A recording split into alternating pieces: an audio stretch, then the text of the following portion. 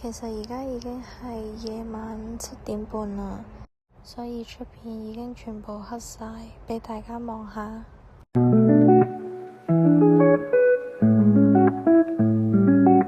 為今次要飛9個鐘，所以我已經做足準備。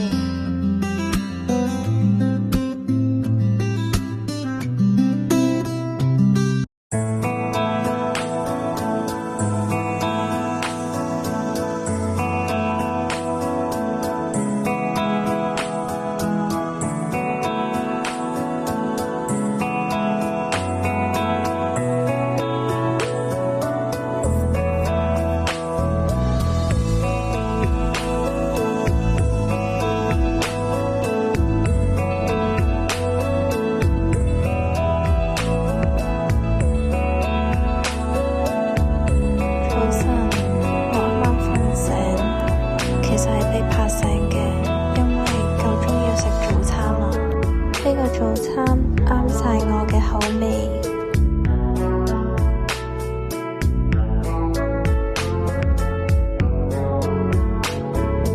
其實自己一個喺飛機上面拍片真係好難，我已經盡力啦。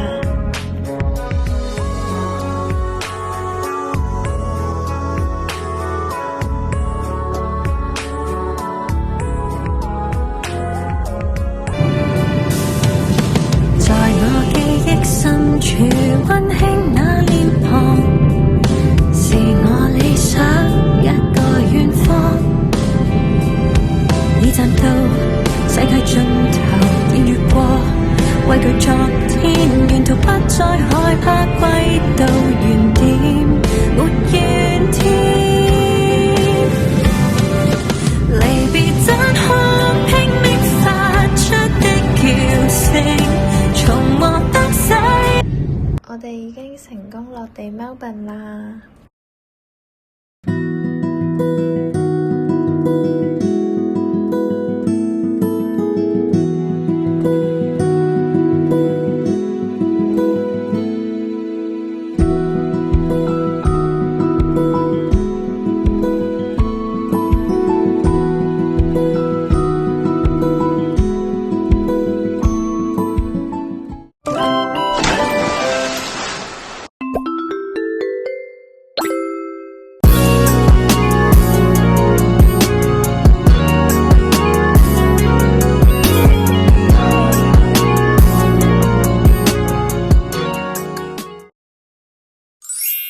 拜拜。